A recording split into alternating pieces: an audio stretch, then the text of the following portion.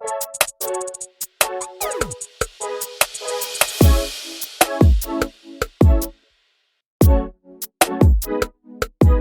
y'all, welcome back to the channel. As y'all can tell, this is going to be a voiceover. I'm going to be doing a makeup tutorial, but we are not going to be doing these eyebrows. These quarantine brows have no hope. So as you all can see, I started off with my Milk Makeup moisturizer. I'll leave a link to everything in the description bar down below because I'm not going to remember everything off the top of my head. So I put my Milk Makeup primer on my face, and now I'm going in with my Real Techniques sponge with my go-to Maybelline Fit Me matte foundation in the shade 355. Y'all, this is like my go-to on the go, on the regular, on the low cheap foundation. You all, this is like my road dog right here. Sorry y'all. But anyway, I'm going in, I'm making sure that I am blending this foundation into my skin very well. This not a beauty blender, but this sponge is damp. You always want to blend your foundation with a wet or a damp sponge. You never want to do it while it's dry. It's going to do nothing but eat up your makeup. So always use a wet or a damp sponge when you're applying your foundation, especially liquid foundation. It looked like I'm taking a long time on this, but I do want to make sure that it's blended very well. Now I'm going in with my e.l.f. Camo Concealer.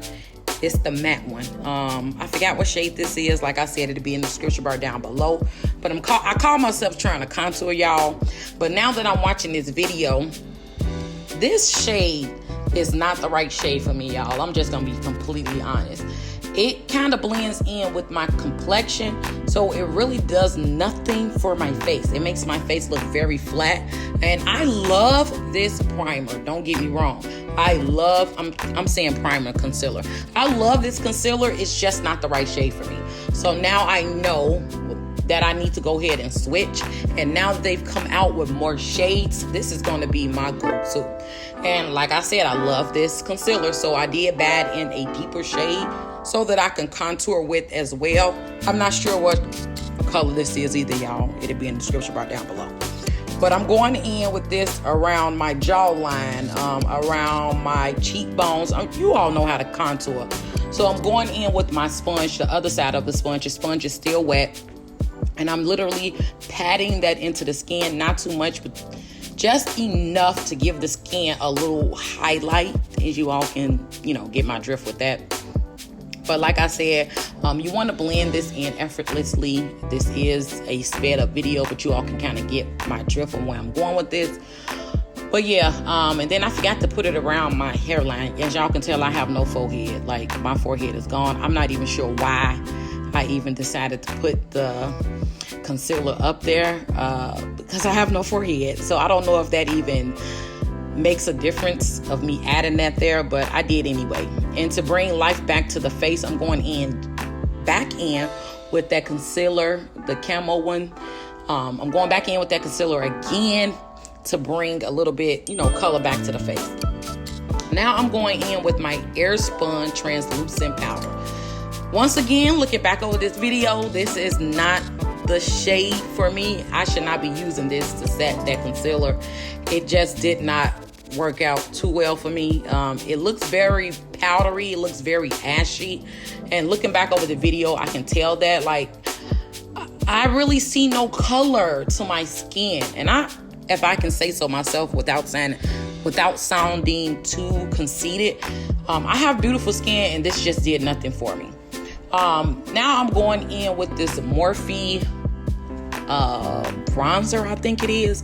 I'm not sure the shade of this bronzer, but I do love this bronzer. It looks a little dark right now, but I will blend that out to where it blends in with the skin, or makes the skin pop a little bit. So right now it does look a little dark, but it won't stay like that forever. Now I'm going to dust away that translucent powder by Airspun, and then I'm going to set the whole face with my Maybelline Fit Me powder. This is a go-to staple of mine as well. in the shade 355. But as you all can tell, it's really not bringing life back to my face. Like I said, I'm noticing in this video that my skin complexion looks a little off. It looks a little ashy. It looks a little dusty. But best believe in my next makeup tutorial, I got y'all. Anyway, I'm going in with the e.l.f. blush next. This is a staple of mine as well. And after I apply my blush, I'm going in with Airspun's loose highlighter, loose pigment highlighter. I'm not even sure if I'm saying that right. Like I said, everything will be listed in the description bar down below. And then, so that is not too harsh, I did go in with the brush to lighten that up. And then, y'all, I decided to try to go back in and do something to these brows, y'all. Now, this is some brow gel by LA Girl, LA Colors, one of the two. Yeah, so this shade is the shade chocolate or brown, whatever color that is. It'll be in the description bar down below. So I tried to darken the eyebrows with that. It didn't do much for me. And then y'all never ever seen me do eyelashes. I attempted to put on some eyelashes for y'all for the sake of this video. The only reason why I wanted to do eyelashes is because I didn't do my eyebrows, and I felt like to take the attention off my eyebrows, I should put on some lashes. These are some Ardell lashes that I found in my, my makeup stash. I've been had them for a while, and I decided to try them out for y'all. Y'all let me know in the description bar. Y'all let me know in the comment section what y'all think about these eyelashes.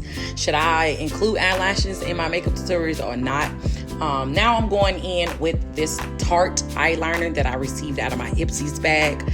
I'm not sure how much this is or the cost of it because I didn't pay for it. I mean, it was included in my Ipsy bag.